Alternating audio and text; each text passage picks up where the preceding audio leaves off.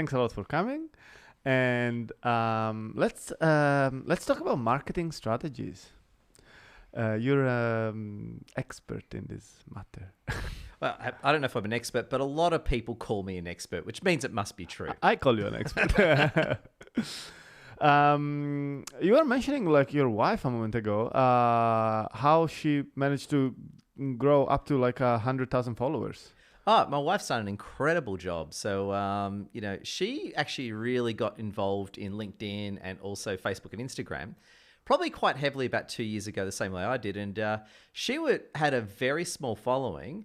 And now on LinkedIn, she's getting tagged in posts with Melinda Gates, Gary Vee. She's killing it. So it's wow. Yeah, so she's right up there, and she has all these people from around the world messaging her, saying how much they adore her and follow her content. So, fantastic. Yeah, she's Lassie. She's absolutely kicking butt. So what's the so she uses mainly LinkedIn, right? Mostly LinkedIn with a little bit of Facebook and a little bit of Instagram. Let's give him some extra visibility. Not that she needs it. What's the LinkedIn page? We can bring it up. If you just type in Lassie ZIA, so as in Lassie the dog, LASSIE, ZIA, you'll find her on LinkedIn. She's a very attractive, stunning Asian lady. Okay. And what's her focus? What she works on? Yeah, Lassie works a lot on sharing our events, sharing her own content. And she works a lot on women's empowerment. Oh, okay. Fantastic. Oh, that's the profile. There we go on screen. That is her. Beautiful. And I just realized in the banner, I'm wearing the same shirt now. I didn't think of that. I have washed it. That's good for branding. Like, it's recognizable. Same shirt, and I promise you I've washed it. I trust you. Okay, so you guys work together. Yes.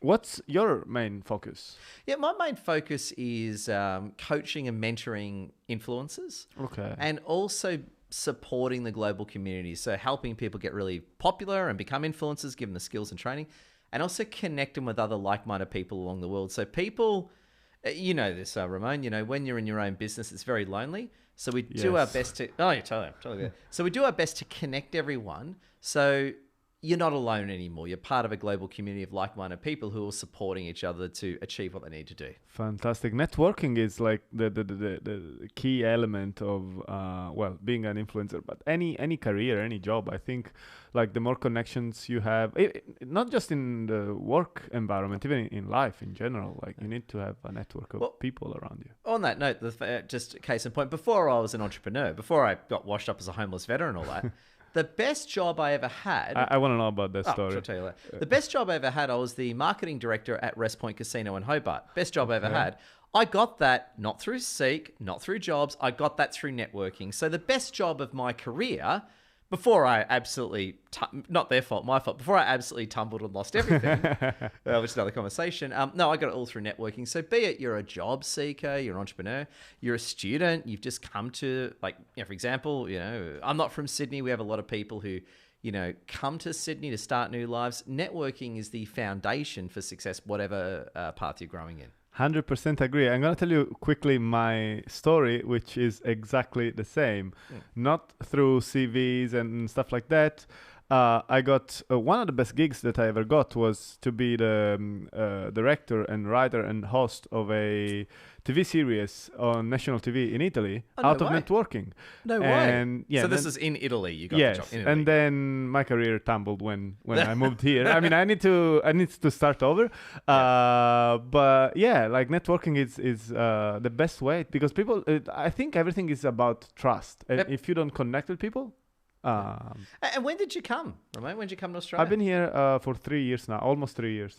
My God, I'm impressed because as far as I'm concerned, it's like you've been here for 10 years. You know everyone. I try to do my best to connect with as many people as possible. And thanks to events like the ones that you organize, it's even easier. So how did COVID affect like the meetups and all that? Oh, that was... we're winning now. We're back. So I'll tell the end. The end of the story is we've got face-to-face events now. They're very successful and our numbers are back to pre-COVID levels. So please come to our face-to-face meetups. However, the story is much darker than that. So what happened was, so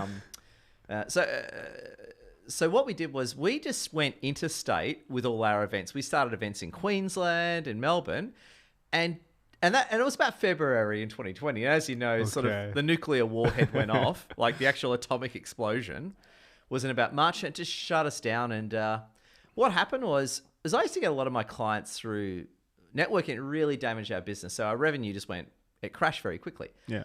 However, we weren't as big then as we are now on LinkedIn, but we were doing pretty well on LinkedIn. But obviously, we're global superstars now, but we're doing all right on LinkedIn then. And what happened was I then started running networking Zooms, and they absolutely took off. And what was funny about it is even though lockdowns ended, like for us in Australia at least lockdowns ended and we're running face-to-face again, we're still running the weekly Zooms. So the Zoom, I originally started the weekly Zoom as a temporary measure, but we're now keeping it forever because we now have this Australian community and plus this global community, which obviously Zoom you use to connect them. So yeah, we do Zooms and face-to-face, and it's been incredible. So as a big shout to Zoom, Zoom got us through that. But we started face-to-face events literally a week after lockdown ended. So we were just straight in there. Fantastic. Yeah. How many people are in like your community, part of your community? We've got hundreds of people around the world in our community. That's amazing. And when we run an event, we'll get anything. If we have we might have a small coffee catch-up of 10 people in Sydney, or we might have a big event where we get anything from 40 to 80 people. Fantastic. And we run about 2 or 3 months. So we run them now in... so there's two sides. There's the international side plus the local Australian side. So we got obviously face-to-face doesn't do you much good internationally, of course, but we got all the Zooms and LinkedIn for the international experience. But locally, you want to push face-to-face, and internationally, of course, if you want to grow worldwide, then you need to do Zoom. So my answer is do both. Why do you want to do Zoom for international? And just on that note, Zoom's also good because you get a lot of people who are in Australia who are in regional areas. Yes, they can't come to events. At least not that often. Yeah. Yeah. So you get a lot of people in regional areas that, be it they got kids, they're single moms. Zoom's the only Zoom's all they got. So there you go. No, it's a great asset for sure. Do you think what are the key major advice? That you would give to anyone who wants to build a career on social media? Yeah, well, I think the first thing is work out what you're trying to do. And that's number one. Because find your goal. Yeah, because are you and I'm going to sound a bit sexist here, but I'm not being sexist, but I'm just being direct. Do you want to be an Instagram girl? Do you want to be a model? Do you want to be more of a business LinkedIn influencer like me? Are you more of are you like a comedian who wants to put out jokes on Facebook? Are you like a meetup person? So you got to know exactly what you're trying to do, because once you're clear on what you're trying to do, you can select the right platforms to help you get there. Absolutely. You're saying that because most of your the people you work with are women, on Instagram? Majority, yeah. So the majority of our clients are women, maybe 60%. Yeah. But some of them are Instagram. A lot of my friends, I do a lot of stuff in fitness as well. A lot of our female clients and female friends, some of them are models, some of them are in fitness, and they do a lot of stuff on Instagram. So they use LinkedIn, for example, to get a lot of their clients. But for that sort of mass exposure and getting modeling gigs or fitness gigs, they use Instagram. So you might use one platform, you might use several platforms, but I can't stress this enough to anyone who's watching. You need to know what you're trying to do. So you're selecting the right platforms and strategy to get you there. Otherwise, you'll just be getting likes and shares and comments, and you're not actually getting closer to where you want to be in life. Absolutely. So you need to choose one platform and specialize. Absolutely. If you think of the top, I think of the top YouTubers I know, the top LinkedIners, the top Instagrammers, ultimately you pick your platform and then everything else is secondary. So for example, I'm a LinkedIn guy. I'm on Facebook and Instagram, but they're secondary. Whereas some of my clients are they're Instagram girls and they don't even care about LinkedIn. But the point is, they don't need it for what they're trying to do. Yes, absolutely. And it's like a waste of energy and time and effort, and it doesn't get you anywhere. Exactly. This is very similar to what we're doing with this YouTube channel here. The idea is to create a collective YouTube channel where a lot of content creators can gather together and help each other's growth. Yep. So on Ramon Mazinga channel, we have this podcast, but we also have comedy. Everything is live. Yeah. And the long-term goal is to have something live 24/7, but the short-term goal is to have something live at least once a week. Yeah, sure.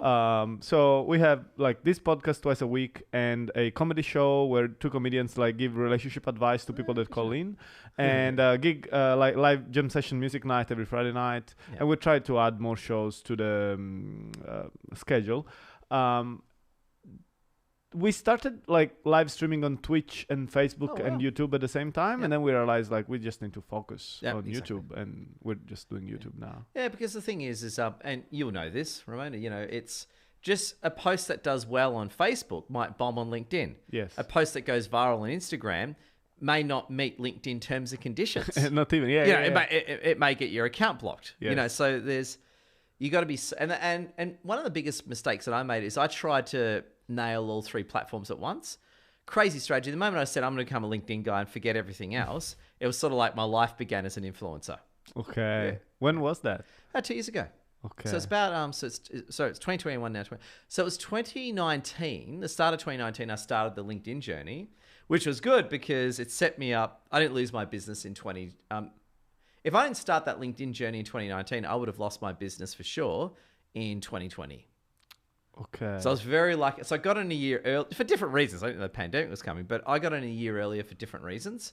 And thank God I dodged a bullet. Thank God I did that, or I'd be dead now. I'm really curious. Tell me the story from like the progression from the casino to like today. What happened? Yeah, so I used to be in great places. My fault not is. I used to be the marketing director at Rest Point Casino in Hobart, and I did really well there. Made them a lot of money. However, look, and this is the job wasn't for me, right? So I spent about 1.5, 2 years there. Made them a lot of money, and amicably, I actually moved on from there, right? I actually said, look, I gave them 3 months notice. It was really good, right? Did it all. Great people. Amicable. Okay. Yeah, very amicable. We did a great job. It just wasn't for me, right? This one's for me. But what happened though is that, and this is my fault, not theirs. I'm actually absolutely not having a slight at them, having a slight at myself here. I used to be very bad with money. I used to spend all my money on sort of like cars and girls, that sort of thing. Yeah, as a Persian man, you do that. And As a what? Sorry? As a Persian. I come from a Persian background. okay. Iran Persian. I had no idea. Yeah. Okay.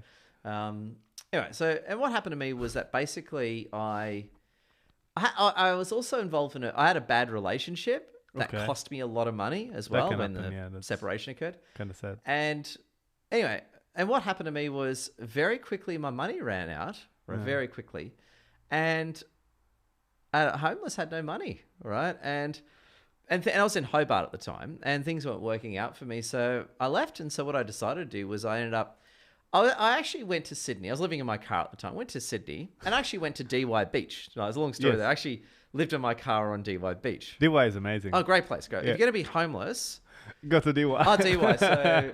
So Edward ZIA does everything in style. So if I want to be homeless, I'm going to go to a beautiful beach. Right? Makes sense. So I know about, long story short, they weren't there anymore, but I had an old friend that used to live in DY, and I visited it once, and I just fell in love with it. I said, that's going to be Ed's homeless place to live. So I used to be a homeless. Anyway, and what happened was I actually had organised to move to Dubai to start my life again. Okay. And then the financial crash occurred. And then Dubai said, no, you're not coming in. Like, it was all that. And I was like, oh. So I said, well, Sydney it is. So I just made Sydney my home. And I just lived in my car for a while and just eventually got a bit of work, got some money in, and then I used that to start I basically every cent I had, I put into my own education. Okay. Yeah. That's a good investment. Yeah. I took up as a coach. Yeah. 10 years later, here I am. Yeah. 10. Fantastic. That's really good. Really good. Yeah. It's an amazing story. And it crazy. gives motivation as well. Like it inspires people to don't give up when things seem to be bleak, I guess. Yeah. And also too, like when you mess up, we all make mistakes in life, and I made a lot of mistakes that led to me being homeless and running out of money. I made a lot of mistakes. They were my mistakes, and it's okay. It's okay to make mistakes. It's okay to be honest about your mistakes. It's okay to put up your hand and take responsibility. It's okay to put yourself on the path to recovery. It's okay. It's okay to do that. Absolutely. Yeah. What kind of clients do you work with? Like, what's your ideal client? Yeah, my ideal client is a type of person that is positive, loves helping people, and they want to succeed and be famous at the same time. That's basically it. They want to be famous, they want to succeed, they want to help people. I'm curious about because you sound very motivated and there is a lot of like energy and enthusiasm. What's your drive? Like why your ideal job is like, because this sounds like when you speak, it sounds like this is your dream job, what you're doing. It is my dream job. It's my dream job. What's your drive? Why do you get so excited about what you do? Well, I enjoy helping people. Okay. And it's really cool sort of work. Like, for example, yesterday, I did some work on my PC. Then I went to the city and I sat under the Sydney Harbour Bridge and I had a few Zooms. And then I went and had something to eat. I went to the gym and I just walked around taking photos. It's a good job. It's a good job. And it's funny, actually. And I say this with absolute no ego. I say this with gratitude and, praise Jesus Christ. I'm very happy that was. I remember what happened was a guy actually was at one of my meetups, right? Yeah. A guy came to one of my meetups. This is about a few weeks ago. And he wasn't being a smartass. He was being genuine. He said, look, Ed, out of interest, what do you do every day? Oh, sure. Well, I run events. I speak to our clients across the world. I put out content. I coach people. And I'm also a Google reviewer as well. I go around taking photos. I do a bit of flying and traveling. And the guy just looked at me. He just stared at me like he was almost offended. And he goes, man, you've got a dream life. And I thought, I actually do. And I thought, like 10 years ago, so I used to be a guy living in his car, right? And I suppose that's the reason why I'm so happy is because I've created a business around what I love. So even when I was a homeless guy, I deliberately said, look, I don't want to go and do something I hate. I want to do something I really love. And so I've structured my life and business in such a way that I've been able to do it, which is great. I'm very grateful for that opportunity. Amazing. I think it's very rewarding to like achieve something that like you really motivation and achieving results can be extremely rewarding. I think that's the word I'm trying to look for. I guess my question is, how do you deal with sometimes things don't go the right way, all the time. How things are expected to go all the time. And that can be off-putting in terms of like it can set you back. It can affect your mood. How do you stay focused? How do you like keep like trying to pursue results and stay in a good mood? Well, one thing is I'm a Christian. I'm into Jesus and all that. So I actually pray a lot. So every morning I actually pray multiple times a day. So I'm actually quite... people call me religious. I call myself spiritual. Whatever you want. I'm quite spiritual and religious. So that's a huge part What's of it. the definition for you? Like, what's the difference? Yeah, look, generally speaking, and this is my own working definition, Yes. so please, any of our viewers, feel free to disagree.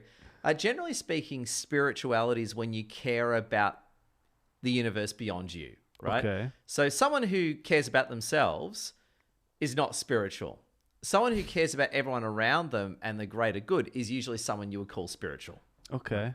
Religious means you're following a particular doctrine. For example, Absolutely. I'm a Christian, I'm a Muslim, I'm a The Buddhist. institution, yes. Yeah. So generally speaking, I follow a particular doctrine, plus I care about people around me. Okay, so you're both Yeah. religious and Yeah. spiritual. I don't like saying the word religious because people think I'm like, some kind of weirdo. extremist. Yeah. It's like, no, I'm spiritual. I try and shift the conversation away. But the point is, that's actually a cool part of it because every day, every morning I wake up, I basically say, Dear Lord, what do you want me to do today? So my prayers are never, Dear Lord, give me $100. It's, Dear Lord, what do you want me to do? Okay. That's where a lot of people, and I like making this point, where a lot of people miss the point of prayer is they think prayer is asking God for stuff like, oh, hi God, can you help me reinstall Windows 10? Hi God, can you make that girl like me? Hi God, can I get the promotion? No. It's not about that. Prayer is asking God what what the being wants of you. And most people don't get that. Most people just think God's just It's like a genie. parent. Comes in Yeah. a box. Oh, like, God, can I have another coffee? No, he's not a barista. It's not a barista, yes. I mean, you're a great barista, but Thanks. yeah, it was a great coffee you made me. Yes. I don't even drink coffee. I'm like a very... What kind? You're not really Italian. I mean, yeah. No, You don't maybe. drink coffee. I'm not sure. Do you eat pasta? I'm trying to... You don't even eat pasta. So I'm Middle Eastern and I drink more coffee and eat more pasta than you. I don't watch soccer. I just What's like... wrong with you? No wonder you... So did you get evicted from Italy? Yeah, I got kicked out. Yeah, did the Pope come and say, you get out of the country, you piss her off to Australia and you don't come back? They don't want me back there. No, that's why you're so slim and attractive. As much as I love pasta, it, makes your clothes very tight after a while. Pasta is the one Italian thing that I like, but I try to stay away from it like a little bit. Yeah, gotcha. I eat it every now and then. That's good. I mean, pasta is good. There you go. We love pasta. We love Italians in Australia. Italians are all very popular people in Australia. Yeah, there's so many. It's it's something that's strange. Like you think, okay, I'm gonna go away from Italy, and then you end up surrounded by Italians anyway. Well, you know why Australia's got a lot of Italians, don't you? Immigration. But you know, why in particular? Do you know exactly why? No, there must have been some relationship. Like, No, between the countries. yeah, exactly. So what originally happened is after World War II, as you know, the whole German thing. Yeah. Basically, half the Italians were working with Hitler, the other half weren't. Okay. Right, and it's pretty much the good ones. A lot of like America, Australia, they were very good at saying, if you're one of the good Italians, you can come live with us, because there's a lot of unrest in Italy. Huh. So if you look at like New York, for example, a lot of the New York Italians, or the generations of, they came out in like the 40s and 50s and 60s. Yes. So Australia, like US, Canada, were very welcoming of Italians. Like, hey, we like you guys. Come on over. We can have you. That's so a lot of it was post World War II. Then it just continued from there. Yeah, now it's a bit tricky to get a visa compared to back then, but yeah, I think it's still. I think. I mean, I've been traveling for like 14 or 15 years, changing country every year. Yeah. And here is where I stopped. So I guess I must like it. Well, we love Italians. And I've met a lot of Italian women here. Right, I got a lot of Italian friends, and the women always say, the ones that always come here saying, I'm going to do a very poor Italian accent. They always say, I come here from Roma. I want to find good Australian man and get married and stay here. And I hear that, and I just love it. So. That happens a lot. And Italian women are very sexy, so they can pretty much get any Aussie guy they want. That's. I agree with the second part of this sentence. I don't know. I'm very picky. But back to the topic of motivation. You said being spiritual means being focused outside of yourself. Yes. Exactly. What do you think about people who focus on themselves just in terms of like self-development and self-growth to present a better self to the other people? Oh no, I think focusing on yourself is a great thing in the context of making yourself something better to help the world. Yes. So it's when people focus on themselves at the expense of other people. They're kind of the villains. They're the people that, they're toxic people. They use people. They take advantage of you. It's men who take advantage of women, that type of thing, right? It's those sort of people. Whereas when you have the people that, please work on yourself. Please, go on a holiday and look after yourself, right? But it's in the context of you becoming a better person to help your family and help the world around you. And a good example is I actually did a video of it, which I flew to Melbourne the other day. Yeah. Which, as you know, Melbourne's full of Italians. In Melbourne, everyone's Italian. Even more than here. Way more than here. There's more Italians than population. Everyone's Italian in Melbourne. That's why the food's so good. You Italians know how to make coffee and food. And for example, I actually did a video of it. I was flying Virgin Airlines, and a girl saying, before you help anyone, if platform the cabin depressurizes, the oxygen mask come down. Please put your mask on before you help anyone else. And that's very important because the whole point of that logic is if you're dead or unconscious, your children are going to pass out next to you. Yes. Right? Whereas if you put your mask on first, then you can attend to your children or you're infirmed. And so I'm all for looking after myself and doing my own thing, but it's in the context of making me a better person to impact the world around me. Absolutely. Yeah. So what's part of the process of like improving yourself? Do you have any steps or advice that you can give? Yeah. I'm going to give a spiritual answer, right? And just a quick caveat, I'm a Christian. I love Jesus and all that. However, I say this to anyone who's watching, pursue your own spiritual path. I'll give you an example. Probably about 2 years ago, a young Muslim friend of mine actually approached me with a huge faith crisis. And I had the opportunity to convert him to Christianity. I didn't. I actually said to him, look, if you want to become a Christian, please do, but I'm not here to do that. Please visit your local mosque and speak to your cleric and talk to him and tell your imam and get some help from him. And he did that. He's really good now. So I say to everyone watching, if you want to become a Christian, please do. I think Jesus is awesome. But if you're a Buddhist, if you're a Muslim, if you're a Hindu, if you're a Hare Krishna, I encourage you to go back to your spiritual foundation. And again, you might go to your nearest church or your temple and speak to the local religious leader and just talk to them and say, look, I'm going through a crisis, or if it's not that bad, look, I just want to see what's going on. Because spirituality is the foundation to doing all this, because you get a lot of people who do self-development, but their goal is to rip off other people Yes. and become really powerful and do bad stuff, right? It's like the pickup. I have a big problem with these guys. Like, the pickup artists, those, Yes. those dirtbags that have all the strategies to like Tricks to- manipulate yeah, women and all that. And fortunately, our government doesn't even let them into Australia, which I think is awesome, right? Okay, I didn't know that. Oh, yeah, well, a few of them came in, and the Australian government said, no, you're not coming to our country. No, you're not. No.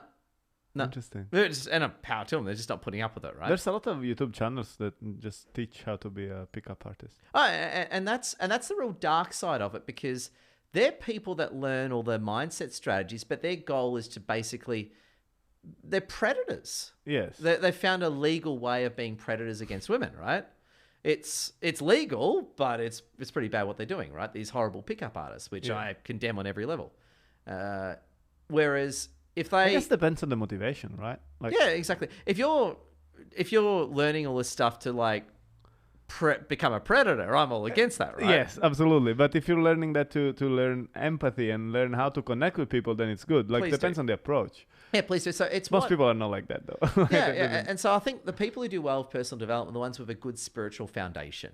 By all means, I'm not a hippie. Like, I'm a Persian guy. I want a big house, expensive car, and I want to go on big trips like everyone else. But by building people up, not by taking from them. That's beautiful. Yeah. How does your program work? Like, what's the schedule of your program? Yeah, so breakdown. Our main program, our online program called the Awesome Marketing Vault, basically people can join, they can work at their own pace. They can sort of work with myself and Lassie and get our mentoring to help them become influencers. And plus as well, we've got a lot of private groups on Telegram that connects them with people across the world. So when we meet people, be it they live next door to me or they live in, Dubai or London, the first thing we do is connect them with our community, and we get them started right away. Do you have any influencers on YouTube? Yeah, a few actually. Yeah. How are they doing? Pretty good. A few of them are pretty good. I've had a few clients to do really well. I'm personally not a YouTube guy, so I'm not the best person to ask about YouTube. We've got a few clients that kick butt on YouTube. The ones that do well on YouTube, again, I'm not a YouTube guy, so quick caveat, I'm sort of just parroting what they tell me. I'm a LinkedIn guy. But the ones that do well are the ones that pick a really popular topic and they just do that topic really well. Okay. So if you try and do general content on YouTube, you're dead. Yeah, it's Not gonna more work out. difficult. You kind of got to pick one topic on YouTube. And be niche. And, you got to be super niche. You got to sort of own that topic. What about LinkedIn? What's the strategy there? Yeah, LinkedIn's a completely different thinking to YouTube, totally different strategy. LinkedIn is more of a personal branding experience. Okay. It's more about people getting to know you as a person. They follow you as a person. If anything, I'd say LinkedIn and Instagram actually have a lot more in common than YouTube. Interesting. So YouTube's more by topic, Yes. right? Whereas LinkedIn is more by personality. So you sort of follow a personality.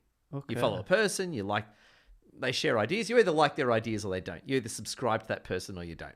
What about Facebook? Is that still a thing? I'm going to answer no, and I'll tell you why, right? I'll tell you why. I'll tell you the problems of Facebook.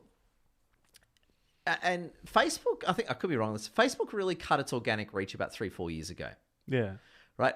Even longer than that, probably. Yeah, probably 5 years ago. But before Facebook cut its organic reach, it was actually quite a good platform for being an influencer on, because you could build your own following and build your own audience. Basically, they turned overnight into a pay-to-play platform, right? So the people that I knew that already had audiences before that happened, they're doing great. But if you want to start on Facebook now as an influencer, unless you're going to spend on Google ads, you can forget it, right? You'll be better off on YouTube or LinkedIn or even Instagram. Probably YouTube or LinkedIn's a better place to start. LinkedIn doesn't have much of a organic reach as well. No, huge organic reach. It's huge, yeah.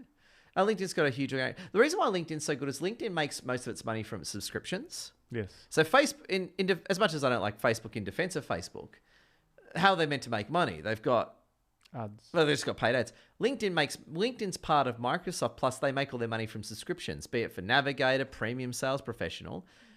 And so they don't need to force that whole ad angle. You can do ads on LinkedIn, but you're not forced to do it. But LinkedIn is more for like professionals and Exactly. branding. It's not more. There's not much entertainment and like. Exactly. Yeah. Yeah. And it comes back to, again, as much as I just had a slight against Facebook, anyone who's listening who's in a Facebook, respect you. My point, it goes back to what I said earlier in our wonderful discussion, Ramon, is that pick the platform that's for you. You might hate LinkedIn and you think Facebook's awesome. Oh, power to you. No, please own Facebook. Go deep on it and really take off on it. Fantastic. Yeah. Yeah, I think no, I totally agree. Personally, I don't find much value in Facebook anymore. And You're not the only person saying that. and there are a lot of new platforms that are like coming up. And how do you predict what's going to be the next new thing? Yeah, it's interesting. Like as we do this interview, Clubhouse. Yes. Well, Clubhouse actually in a little bit of trouble now, actually. So, like as we do this interview, what is it? April, right? Mid-April 2021, Yes. right? And what I'm going to say will probably age well or age badly, right? So you're either going to take this clip 3 months later, you're going to take this clip and call Ed a genius, or he's going to be labelled a complete moron who just got it wrong, right? So I'm just going to put it out there. So Clubhouse, for example, that came out probably about 2 months ago, right? Yeah. Everyone was talking about it. And there was this one weekend I got SMS 20 times. You know, people SMS you with the invites? Yes. Now people are turning on Clubhouse. People are tuning out of Clubhouse, right? What's that? I did a bit of research on this one. So I got a lot of clients on there. And what they're telling me is reflecting what the research is saying, right? So when Clubhouse came out, everyone jumped on it. And I didn't jump on it. And I was just an idiot. Like, Ed, you're just stupid. You're wrong in this. Well, I can't anyway because I'm on Samsung, Google. But even if I wanted to, I wouldn't have done it, right? Being the point. Is this still iPhone only? Yeah, which is another problem which I'll come back to. I'll come back. That's a huge problem which I'll come back to, right? But the main point being is that so Clubhouse came out, everyone jumped on Clubhouse, and people were spending like 10 hours a day on it. Yeah, I've been there. Yeah, and you know what I'm about to say, don't you, right? And Edward ZIA would walk in and say to these people, so did you get any clients? Not did you get any clients, but do you think it's going to help you get clients? And the answer would be no, Ed. There's no real market value. Yeah. So as a personal development platform, I'm sure it's the best thing ever. And I said to a lot of my clients and friends saying, well, how are you going to make money out of it? You spend a whole day on it. If you put that whole day into LinkedIn, adding new people, I guarantee you'd be better off. And they're like, yes, sir, we agree with you. Now, what's happened, though, is a lot of people... Clubhouse did a great job at bringing a lot of people in, but it's retaining people very poorly. A lot of people are moving on. And the other problem that Clubhouse has got is because they haven't released Android, and like Google Android, like I've got a Samsung here, right? Yeah. Me included, a lot of Android users, which is 80% plus of the market, aren't very happy. Of course. Like I'm very, like I wasn't going to use it anyway, but the point is that it's a bit of an insult. It's sort of like, I don't know, I'm just not interested. It's sort of like, you don't like me, so why? It's sort of like, it's like someone invites a party, and they don't invite you, and then they start a party, they invite you, they don't invite you at the start, but towards the end they invite you, but you're kind of done. You're just not interested. It's, well, you didn't invite me at the start. I'm just sort of not interested. You know, I don't want to go to your party. I'd just rather sit at home and eat pizza, pasta, and drink coffee. I think there are a few strategic reasons that I can think of why would I go with such a decision. Like it's difficult to deal with a huge mass of users right away. So that might have been a strategy to contain, like to reduce the users at the beginning. But at the same time, like developing apps for multiple devices is also like a cost. So there's also that to take into account. But anyway, like if you want to grow and you don't want to insulting your piss market. off, the audience, you need to do Android. Absolutely. Because I've spoken to a lot of Android users, and I'm not the only one feeling this way. Yeah. It's sort of like, well, you don't want me. It's a bit elitist. It's elitist. Yes. Yeah. It's sort of like, well, you don't want me, and now you want me. How about no? how about you take it? It's like, you didn't invite me to your party at the start. I just don't want to go to your party. In fact, I don't even want to be friends with you anymore. In fact, can we please part ways? Personally, I stopped using it because I couldn't find, like, what you said, like the time spent on Clubhouse was not as profitable as like investing time in other platforms. Yeah. And also the app doesn't work that well. Like, I mean, if you want to start a club, like it was complicated to do that. And like, well, can you tell me? I have no idea. Why was it complicated? What was it hard? Tell me a bit more. I'm basically, curious.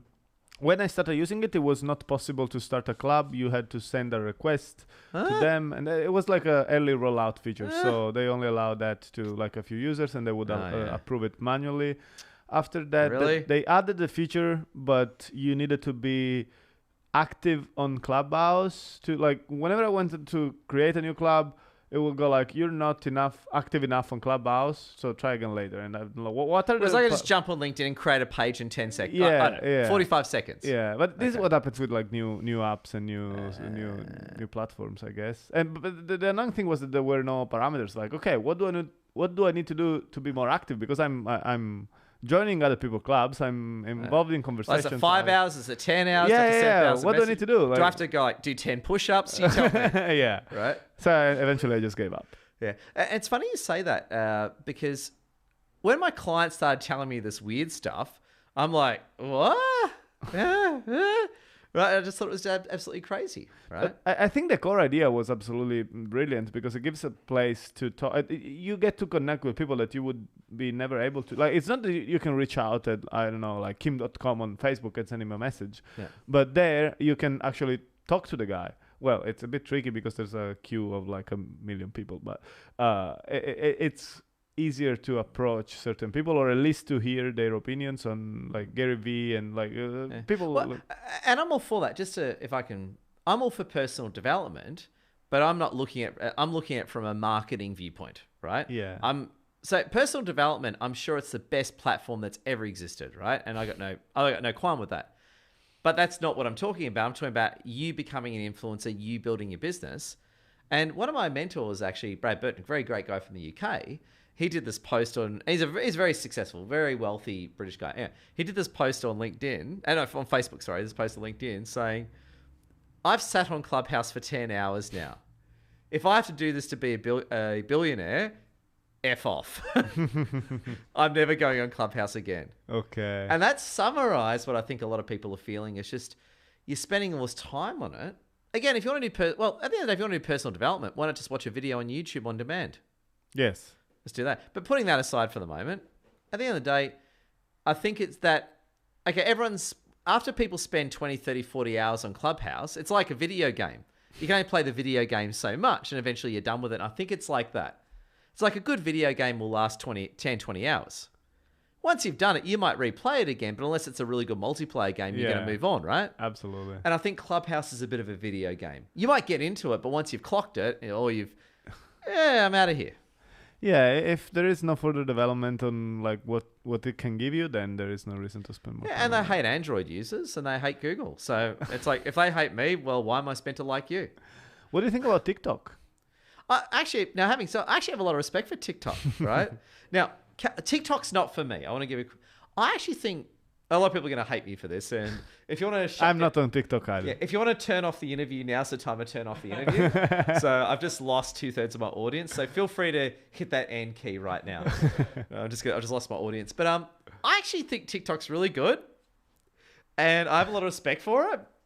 And I think TikTok's a really smart company. I actually do. Now, I'm not on TikTok and it's not for me. But I actually think it's got great content. It's a well-run company. And I think TikTok cares about its users. I've had a few people show me TikTok and it's not for me, but I actually was quite impressed. So I actually, take my hat off to TikTok. I can say the same. Like, it's not for me because I'm not like, I don't do music and dances and stuff like that. We can say whatever. No one's watching now. Everyone just tuned out of our podcast. We can say whatever we want now. Sorry, everyone. A lot of people love TikTok actually, but it's more like younger audiences, I guess. Yeah. It's I'm actually I actually criticized when TikTok came out. I criticized it, right? And I actually said I actually saw it and I'm like, no, I take back my criticism. I judged too early. I think it's a good system, good architecture. It's fun. It's easy to use. It doesn't have any of that leaders and weirdo stuff of Clubhouse. And I think it's actually a really good company. You know, I know it's the Chinese and communists and all that, but at the end of the day, putting that aside, I just think it works. It's stable. It's fast. It looks good. I've got nothing but respect for TikTok. Not for me, but I've got respect for it. Whereas Clubhouse, not just me, I've got a lot of problems with Clubhouse. And the elitism of Clubhouse, I find very alarming. I'm not sure like what the real reason behind it is, and I think they might roll out. If they haven't done it yet, they might roll out an Android. I think it is deliberate because the word Clubhouse is an elite. Do you know what a Clubhouse is? Yes. Yes. So what is a Clubhouse? It's a small group of like the one from the schools. You mean? Thank you. Yeah. So a clubhouse is elitist by nature. Yes. So it's a university. Yeah. Yeah. So a clubhouse could be like a society, or it could be like your clubhouse when you're a kid, built in your tree. Yeah, as well. But the point is the point of a clubhouse is only certain people are allowed in your clubhouse. Yeah. So it's all by design. It's an elitist platform. And I'm not into elitism. I've got a problem. I suppose conceptually, I'm all about being inclusive and everyone's being welcome at the table. So the moment you start saying elitist stuff, you've already got me. You've already got me on the outer here. Makes sense. Yeah, I'm already a bit uncomfortable with it. But how do you maintain control over quality if you don't apply any filters? Like if you go like everyone is welcome to join and post and do whatever, then you end up with Facebook. Yeah, on that point I agree with you. And where I contradict myself is LinkedIn is actually, well, I'll use LinkedIn as an example, right? LinkedIn is actually quite a sophisticated audience. Yes. But anyone can start an account. Yes. Anyone can create a business page. Anyone can create a group. You don't have to go through this weird sucking up to Clubhouse procedure in order to do that. That is true. I think the filter on LinkedIn is just that most people find, like people who wouldn't put interesting content, they just don't use LinkedIn at all. Yeah. I don't know. It's just the whole, again, elitist. You are right, and this is where my arguments. And I know I'm being a bit of a hypocrite here, but I'm just telling you how I feel, right? Yeah. My feelings aren't always the most logical, I think. So a lot of, again, they're not supposed to be logical. Feel free to turn off the interview right now. I'm showing how much of a hypocrite I am. So if you haven't left yet, now's the time to leave. So I'm going to be a hypocrite and humiliate myself again. So what it is that. Look, okay, I get it. You need a bit of filtering to have a high quality audience. I'm all for like having rules so there's no, bad stuff on the platform. I just think Clubhouse has taken it too far. Okay. They've just pushed it way too far, and I'm just uncomfortable with the whole concept. And I'm not the only one who thinks that. Yeah, of course. So I'm not a wingnut. Many people share the discomfort that I'm sharing here. It is a legitimate concern for sure. I'm an Android user as well, and I feel the same way exactly. Yeah, I got an invite a few times, but I'm never going there. Yeah, I think I invited you. Yes, you did. It make you slightly angry?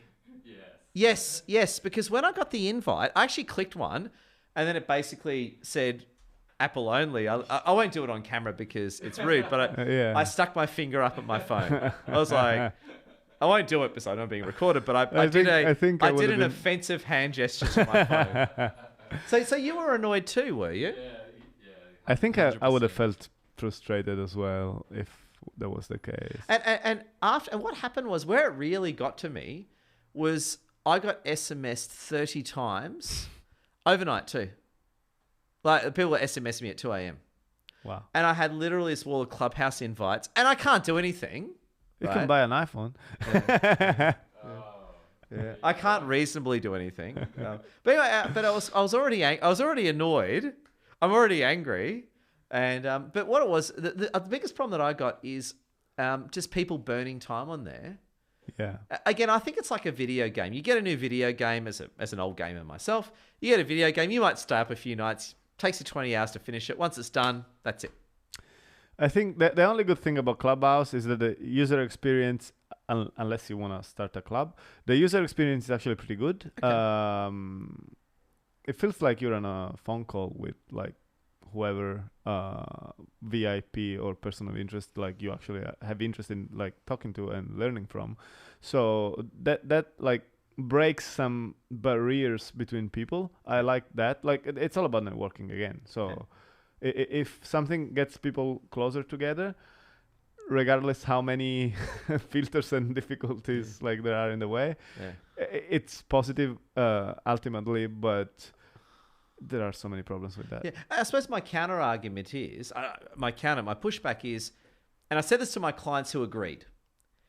What if you took that 10 hours and put it into LinkedIn? Would you have got more out of it? Would you connect with more people? Yes, I would have, Ed. Yes, I think the only argument here is that like most people, like the very top level professionals or whoever is on Clubhouse, some of these people are not on other social media platforms. Okay, yeah. So the point is like you get access to exclusive people in this sense. Not all of them, of course, but and again, you said before, there's 1,000 people waiting. You're not getting in. Yeah. But you might like somebody else might ask the same question that you wanted to ask, and you get to hear the answer anyway, and it's live, and it's I don't know. It makes you feel part of the process somehow. So again, personal development, I agree with you, but in terms of building a business, becoming an influencer, I don't think it's worth its time. No, I think that's the main problem. I agree. It's a waste of like it's not time effective. Yeah. And I think it's a bubble. Could be. And as you know, a bubble either bursts or it flies. Yeah, I don't want to say anything because I thought that TikTok would have been a bubble.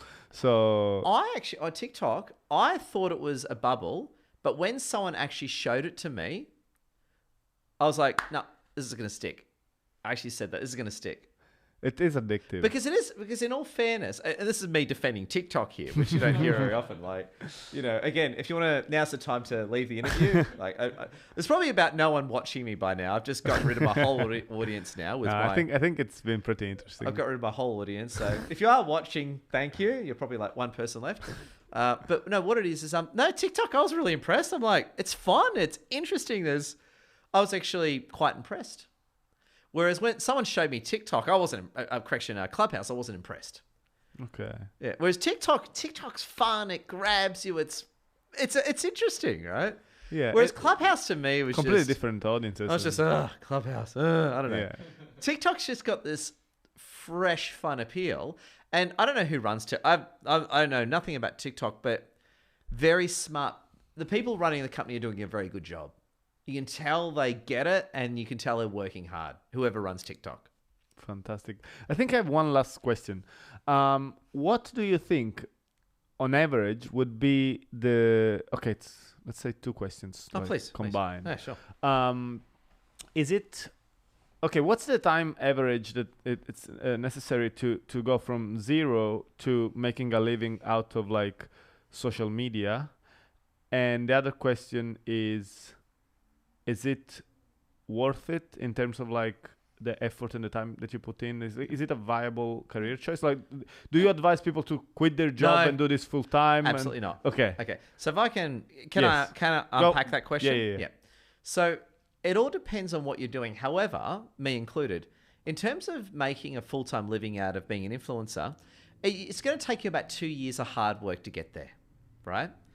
In terms of whatever platform, be it you're a TikTok or a LinkedIn or a Clubhouse or whatever you're into, I'm not just talking generally speaking, it'll probably take you about 2 years of hard work to get there, right?